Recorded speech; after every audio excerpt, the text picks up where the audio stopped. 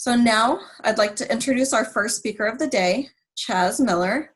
Chaz is originally from Oklahoma, from Bartlesville, and he's Sooner born and Sooner bred. This is his second time to present at an OKRA conference, and we're very fortunate to have him participate today. I wish I could say be here today, but we'll take him as we can get him, right? He will talk about National Sword and the pandemic, what's next for recycling. At 3:05, we'll have the second half of his presentation where he will talk about the market impacts from National Sword and the pandemic. So without further ado, here is Chaz. Can you hear me? Excellent.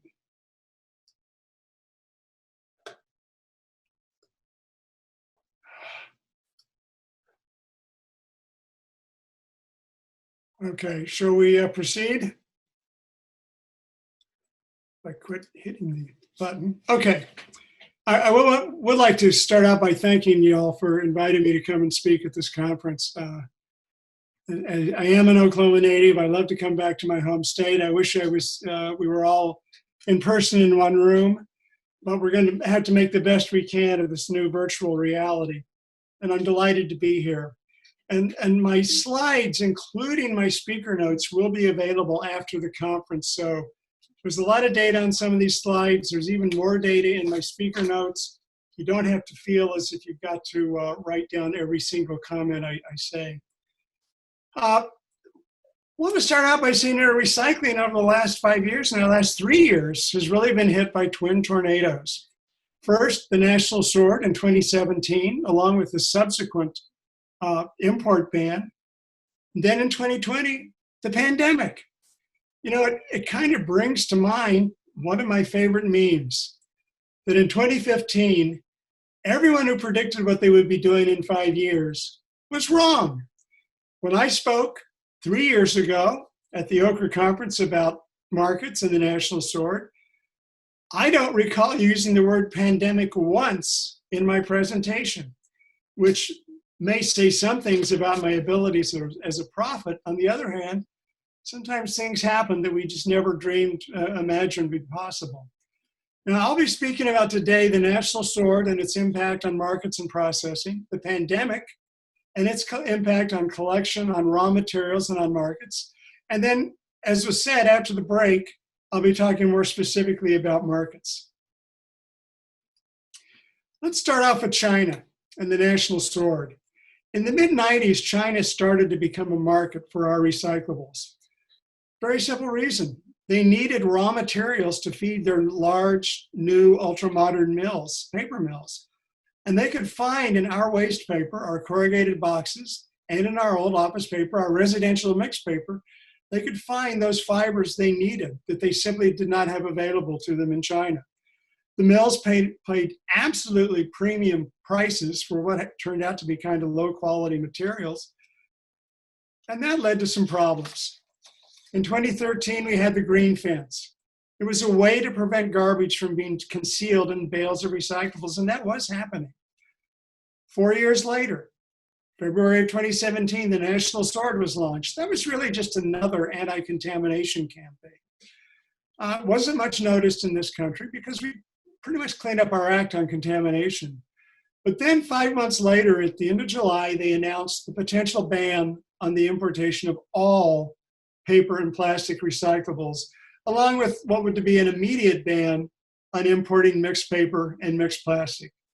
That ban went into effect in March 2018. It got a tremendous reaction and caused tremendous market chaos as supply chased diminished demand. Now we have a question we want to ask right here. So do we have the question popping up on the screen?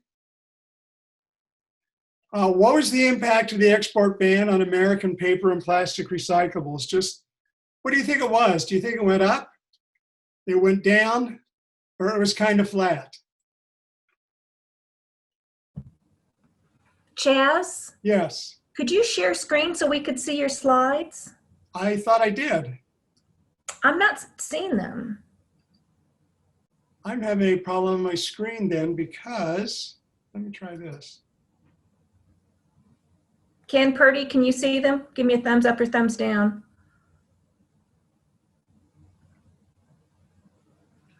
Was that a no? Okay. Sorry to interrupt you, Chaz. No, problem is I'm not able, my screen immediately went full to the slides and I lost the share screen icon. Is there a way to fix that? Yes. Give us a minute. Jared, can we go to yours? We'll throw them up there in just a minute. Okay.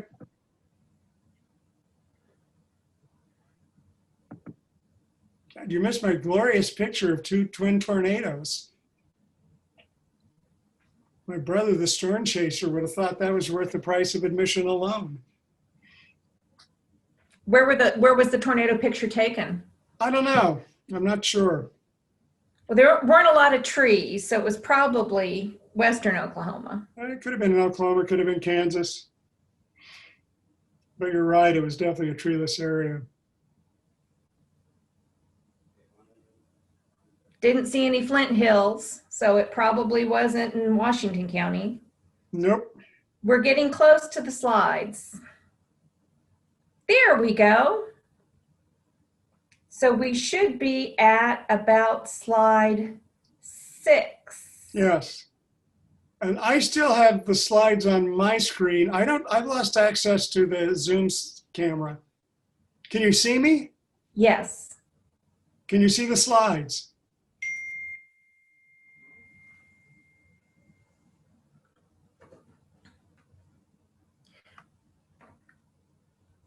I can see Jared's slides on the screen.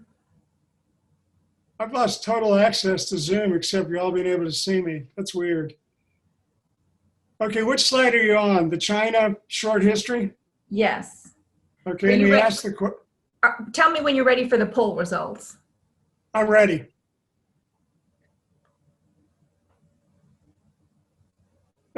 Okay, and we'll just proceed from here then. I'll just work off the slides I see and y'all will have access. Do I have the power to move the slides forward? No. Okay, so I'll have to ask y'all to move the slides forward. Yes, the thing That's we not a try to problem. avoid.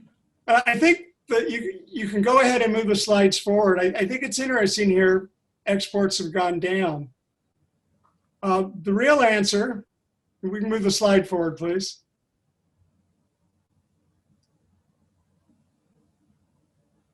As your slide moves forward, are we on recycled paper markets exports? Recycled paper domestic markets. Okay, it should be exports. There we go. We got it. Okay. I'm afraid I'm not able to see what y'all are doing, but we'll work it out. You know, I'm an Okie, everything can be solved. The interesting thing was that recycled exports pretty much remained for paper, a very major end market. They only went down about 10% since 2016. 35.7% of our recycled paper is still exported. China receives 1/3 of those exports still. What happened was that other countries stepped in to replace China. India and 9 other Asian countries now get almost half of our exports. Mexico and Canada get about 14% of our paper exports. And a lot of what's called now mills are making pulp, recycled paper pulp out of recycled paper fiber. And they're now shipping that to China. There will be 4 mills in this country, and there are a number of mills in South Asia that are shipping recycled pulp to China. So that just, paper exports just really weren't affected. So why don't we look at recycled plastic exports? I'm sorry, I jumped ahead of myself on one. My apologies. One of the major things that happened, and we'll get into this in more detail when we get into the market session, American capacity to use recycled paper is increasing. Domestic containerboard is now the largest end market in this country, 37.8%, and it's just going to be rising. Exports will be diminishing over time for paper as we are able to use more and more paper within this country. Okay, let's move to recycled plastic exports. In 2019, 1.5 billion pounds. That's down, cut in half from 2017. That's a tremendous impact. So clearly, National Sword had a big impact on exports. And that, I think, is going to continue for some time. PET and HDPE exports have been in steady decline for a decade, less than 10% for both now. And domestic markets in this country got bigger, especially for PET and HDPE, well before the National Sword was launched. It's really those mixed plastics that got hit hard by the Chinese ban. And one other thought about exports, and it's an interesting difference that you see between both paper and plastic when it comes to recyclables. Paper exports are listed in millions of tons. Plastic exports are listed in billions of pounds. Well, think about that for a second. 73,000 tons is a lot less than 18 million tons. And I think we sort of get all carried away over the export markets. It's really all about paper, and paper is so central to what we do in recycling. So what is next for exports of recycled paper and plastics? I'm changing slides. Too many. I am having slide problems. And they're my own problems. I apologize. For plastic exports, Asian countries were 8 of the 10 largest export markets. They got about half of the exports, with India being the leading Asian export market. Canada is the biggest export market we have. They get almost a quarter of our recycled plastic that we export. Mexico is number 5. And I think what's really important to keep in mind is that China still takes recycled plastic pellets.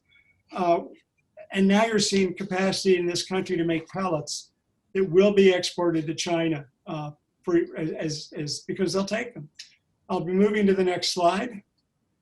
So what's next for exports of recycled paper and plastics? This is sort of a really big question we're trying to figure out. And the answer is very simple. China, the ban on mixed paper and plastics is here to stay. OCC, the ban on OCC is likely at the end of 2020. There will not be a ban on recycled pulp. And this is for a very simple reason. Chinese mills will have a 13 million ton shortage of recycled fiber, of paper fiber, of raw material in 2021 because of the imposition of the ban. They are really going to be in problems. So you're seeing as a result a lot of capacity to do recycled fiber, pulp in Asia, and we just ship paper from here or from other countries. It gets processed into pulp in those countries, and then that gets exported immediately into China. Will there be a ban on recycled plastic pellets? Probably not. They are kind of tightening the requirements, if you will, separation by color, by size, that sort of thing. It's going to make it a little more expensive to export plastic pellets, but by no means do I expect them to outlaw them. What about other countries? Will they ban exports? Probably not. We're hearing a lot of talk on plastic import bans, but waiting to see what happens. The one wild card out there is the so-called Basel ban, and that's right now being worked out. And that could logically ban all exports of American recycled plastics. I think there's a separate treaty with Canada, so I'm not terribly worried about recycled plastic going to Canadian markets. So let's move to the next slide. Processing recyclables, technological advances. This is one of the biggest impacts of the National Sword. It really forced us to focus on making an industrial raw material. The cleaner the bale, the less the worry. There was an immediate response to the National Sword to slow down processing lines, to make sure there was even less contamination. But there have also been a lot of technology breakthroughs, and we're going to look at 2 of those breakthroughs. The first breakthrough is, I have the world's jumpiest mouse. I apologize. I always have trouble with this mouse when I'm doing webinars. The first breakthrough is optical sorting. Optical sorting was originally developed for other materials than recyclables. It comes out of agricultural, among other things. But the key thing to keep in mind about these optical sorting technologies, they are now designed for specific recyclables. They can sort by type and they can sort by dimension. That means they can find a three-dimension, if you will, cardboard box versus a flat piece of paper. And you can see these other things, the plastic bottles, the shrunken plastic, those are all dimensional. And what this means is these facilities can now send back contaminants in particular containers for further processing. And that's particularly good for cleaning those containers out of that paper single stream. Okay, the next slide, robotics and artificial intelligence. I happened to visit North America's newest MRF last December. It was in Winnipeg, Manitoba. The temperature in the 3 days I was in Winnipeg never got above 0 Fahrenheit, so it was a little chilly. MRFs, as a general rule, are not heated beyond some very minimal heat and then space heaters. But it was still a great tour. Saw a lot of new things, and I saw this kind of robotic sorting equipment. And what you're seeing with the robots is it's the beginning. I was talking to the facility manager, he was giving me the tour, and he pointed out he thought the robots, it's all just baby steps right now with artificial intelligence. They're figuring things out. They're getting to understand the 3 dimensions. They're getting to understand the different types of plastics, papers, et cetera.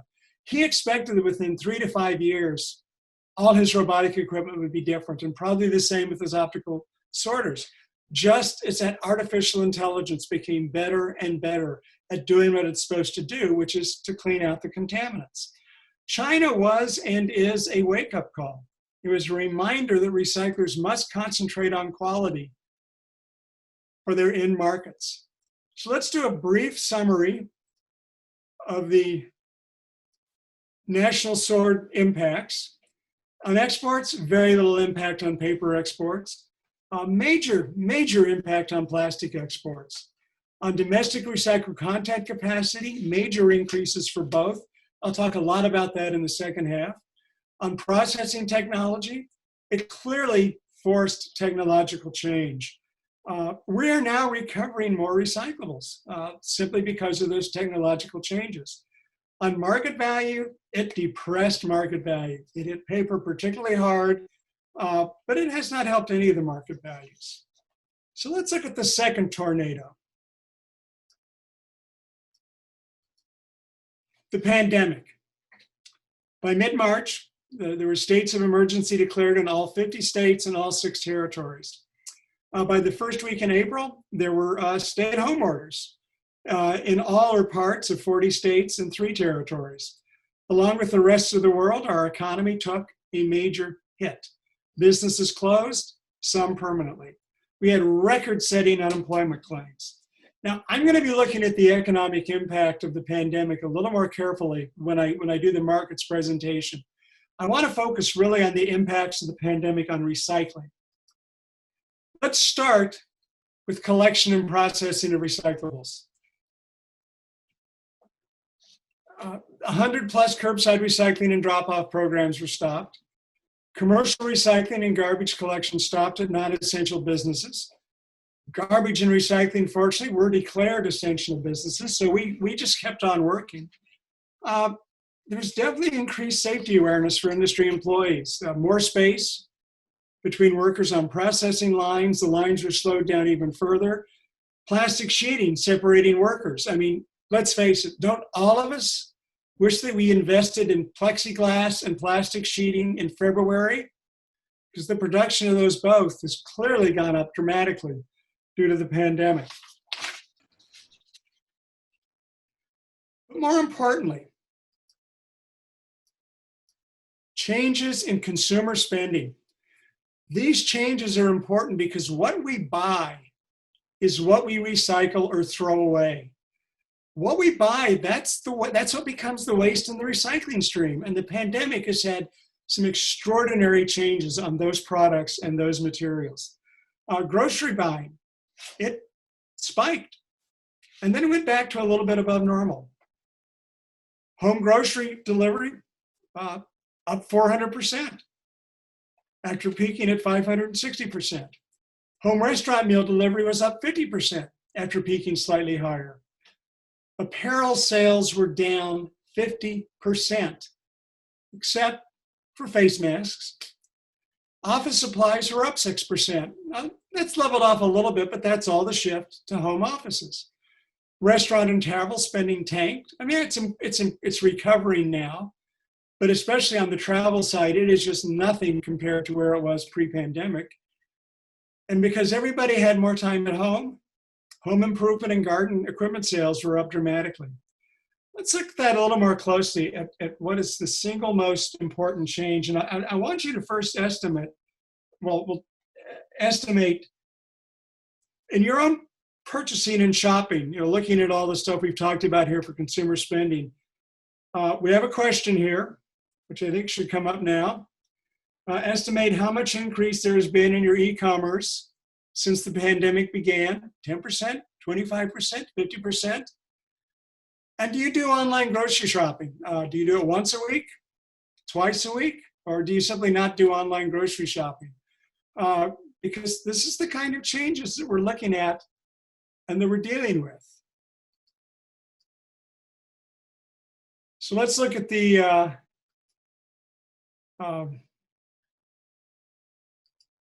e-commerce impact. I've still got the poll question slide on my chart on my screen. E-commerce is 15.1% of retail sales in the second quarter of 2020. Now, when the Department of Census began tracking e-commerce in 2005, it was 5%. It wasn't very much. And the increase was very, very slow every quarter since they started in 2004 until the second quarter of 2020, when all of a sudden e-commerce shot up from a little bit under around 11% to 15.1% of retail sales. That's a 37% increase over the second quarter of 2020, and it's a 44.4% increase year over year. And this happened during a quarter when overall retail sales were down 3.6% compared to the previous year. It's an extraordinary surge towards e-commerce. And what that means is a lot smaller boxes, which have to be processed a little bit differently, because e-commerce is much smaller boxes than the grocery boxes, the corrugated boxes that grocery stores and big retail stores would get. So that created kind of its own little problem. Let's look at some other pandemic changes in paper use. Less printed paper because of school and office closings. 20 paper-making machines took downtime in the second or third quarters. Several mills have shut permanently that made paper. We're just not using printed paper nearly as much as we used to. At the same time, there's more packaging because of e-commerce and home food delivery. You're in the container board industry right now, your operating rate is 92%. That is a very healthy operating rate. That is a good sign of a strong business climate for that product. And let's look at pandemic changes in plastic use. Fiber is the biggest recycled PET market. Clothing sales are down 50% in May, and they really haven't recovered much since then. Carpet sales were in decline before the pandemic, and fiber is not just the biggest buyer for PET, it's the best buyer for PET. The fiber markets are the biggest market because they can pay more because their products, clothing, carpet, etc., simply have more per product value than a water bottle or a soft drink bottle. As for beverage and food containers, they are the second largest recycled PET market. Their sales are back to normal, but again, they just cannot pay as much as fiber can. And it's, how willing are they going to be to meet all the recycled content goals they declared when it comes to buying PET and when it comes to supporting those markets. And there's also an interesting thing, and it's another fascinating thing about the way these markets do. The automobile industry closed its factories for about a month or two after the pandemic hit. The biggest plastic recycler in this country is a company called KW Plastics. They're located in Troy, Alabama. They're very, very big in particular in HDPE and polypropylene. All their automobile markets disappeared, and that was their primary HDP market. They got more packaging markets, but it simply did not make up for the difference between the two. It was only when the automobile factories reopened that KW could sort of breathe a sigh of relief and go back to business as usual. One other change, pandemic, bags, plastic bags. Production's up. After all, apparently our cloth refillable bags are killers on the loose. Plastic bag production just started to spurt as stores started to ban reusable bags or limit their use. And I want to talk very quickly about the impact on reusables and refillables. Reuse has taken a big hit. Grocery stores, for the most part, won't allow you reusable bags, or they put limits on their use. In some cases, bulk sales were blocked off until they could come up with options for bulk sales that kept the customer totally separate from the materials.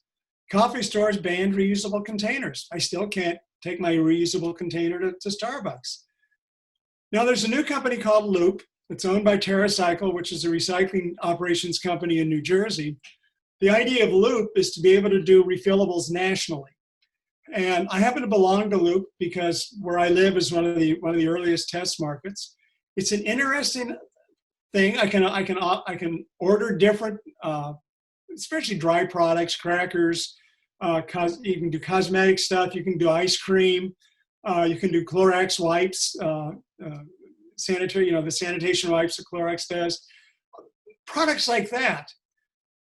All the containers are reusable. They send them to you. You use the product. You put the empty container back in the bag they came in, and you ship that back to Loop. It works fine. It's expensive, and I think that may be a limit on how well it spreads in the country. So I have the world's jumpiest mouse. My apologies for that. The new normal. Will we go back to our offices and retail stores? It's a hard question. We are social animals. That's the nature of our species. We're very social. We like to be with each other. We like to go to movies and theaters. People really prefer being in offices in a lot of ways. And one thing we've learned, we knew some of this before the pandemic, we know it even more now, there is simply lower productivity from home offices than from everybody together in the same office. But on the other hand, not all jobs need an office. Clearly, some jobs can be done away from the office and can be done very effectively and very efficiently away from the office. And there's a question about the convenience of e-commerce and the cost. Will people be happy with e-commerce once retail reopens? Or will they sort of move away from e-commerce and do more retail shopping in store again? And that's got a lot of implications for waste and recycling, just in terms of the availability of the boxes. We have another question to bring up for you all. And if you could post the question, please. When do you expect things to return back to normal? January? April? Later? Fill it out and we'll give you the results. Do we have the results, by the way, from the earlier question about e-commerce? We'll get it. I want to talk a little bit about pandemic changes. I may have jumped a slide now. Huh. I'm not looking at my slides. Later. Maybe pessimistic, maybe not, but I think that's a good answer. Pandemic changes in who recycles. You got less waste and recyclables from businesses. A closed business can't generate any waste or recyclables. Less sorted office paper from offices. And that's important because, commercial OCC, that's the heart of paper recycling in this country. I've seen estimates of about as high as 90% of the corrugated boxes that go to businesses get recycled because businesses can sell them. It's a moneymaker for them. Residential recycling is less than half of that.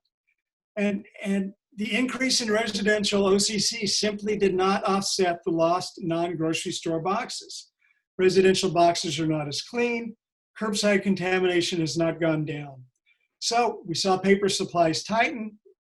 What's going to happen when markets reopen or when businesses reopen and all that additional commercial paper is available? You know, we really don't know the answer to that one at all. On the positive side, many of us have very cleaner closets. And once again, I seem to have slipped past a slide. I wanted to talk very briefly about pandemic container deposit materials. 9 out of 10 container deposit states suspended redemption.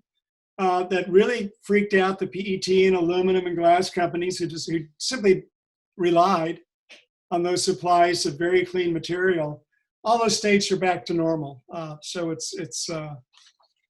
that particular change is gone. But I think in some ways,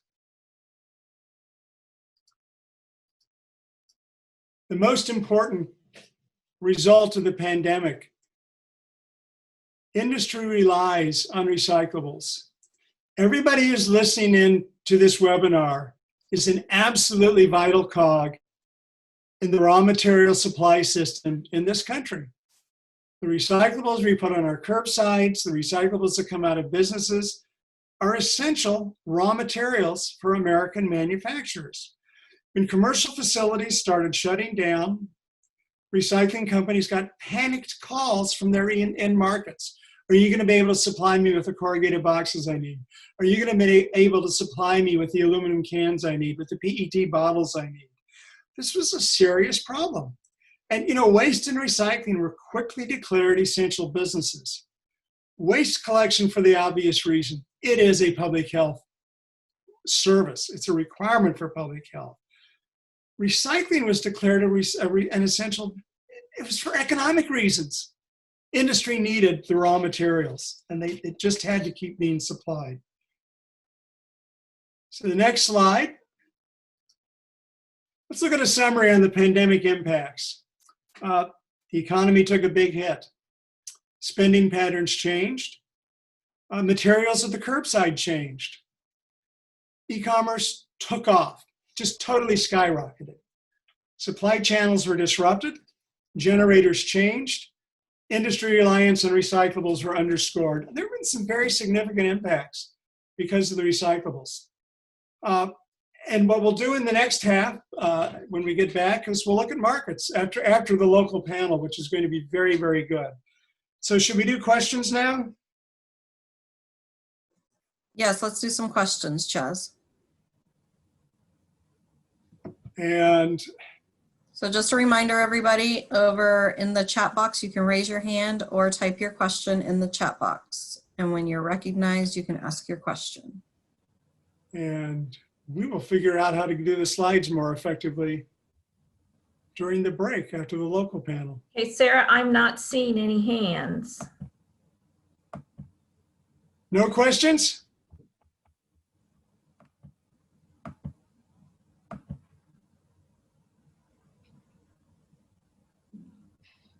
Gina Foxhoven has one.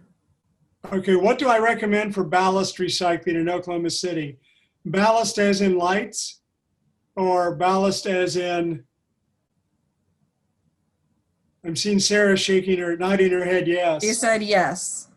That's a good question. It's an area I don't know a great deal about. It's a specialty area. There's most of your commercial light recycling really comes when lights are switched out in office buildings and commercial establishments, because you can get a lot of lights all at once while you're putting in the new lights. So I'm afraid I don't know the answer to that. Okay, you guys are allowed to ask your questions in person. Sarah, you want to read Michael Patton's? Sure. Michael is asking about long-term predictions for organic waste. Chaz, do you have any on those? Actually, I do. And ironically, I'm testifying before a panel in my home state now, Maryland, tomorrow on organics and recovery. I think the long-term projection is very good. It's absolutely clear organics are what we really need to focus on to increase recycling. There's just so much food waste out there that is not being recovered at all. There is so much paper waste I'm sorry, not paper, but leaf and yard waste that is still not getting collected and composted. The sky is the limit for it in so many ways. The problem is going to be siting the facilities to manage the materials. We're facing that in my home county here. We've got very aggressive food waste collection plans, but we're not sure where we're going to process the material, and we're going to have to site it somewhere. And wherever we pick a site, there's going to be problems. I just saw a news clip yesterday. Boulder County, Colorado, one of the greenest counties in America, they think, wants to site a food waste composting facility, and all of a sudden everybody who lives around it is saying, great idea, wrong location. And that's a real problem we're facing with dealing with organics. I think it's one we can overcome, but it's going to take a lot of time, and it's going to take some patience to overcome that particular problem. Okay, we have time for one more question, and then people will need to save their questions for your next session. But Kelly Dixon says, I'm curious about what the recycling industry is doing regarding to PFAS, contamination of recyclables, especially coated cardboard. That's a good question. It has not really hit the recycling industry hard yet. However, the Toxics in Packaging Clearinghouse, which is a group that administers the Toxics in Packaging Acts. 18 states passed these in the early 90s, and they function as a national law. And they eliminated the deliberate introduction of lead, mercury, chromium, hexavalent chromium, and cadmium into packaging. They're updating that law. They're updating their recommendations on how that law should operate. And PFAS is part of the recommendations, how that should be handled within the Toxics in Packaging Act. Beyond that, I don't have a good answer for you, because it's not being talked about that extensively yet in the recycling industry. It's an important question. It's an important subject. There's maybe 3 or 4 states off the top of my head that I can think of that have PFAS regulations: Vermont, Oregon, and Washington, maybe a couple others out there. I think we'll see how that works out over the next year. But I'd invite you to go look at the Toxics in Packaging Clearinghouse website, and you can see, you should be able to see what was offered. If not, just shoot me an email, and I can send you the links to the responses they got. Okay, Chaz, I think we're going to save, there's still lots of questions coming in, but we'll save those for after your market talk. And some definitely have to do with markets. Okay, perfect. Everybody, we're going to take a quick 5-minute break. And so be back here. My watch says that it's 1:49, so I'm going to say 1:54, and we will get started with our next presentation.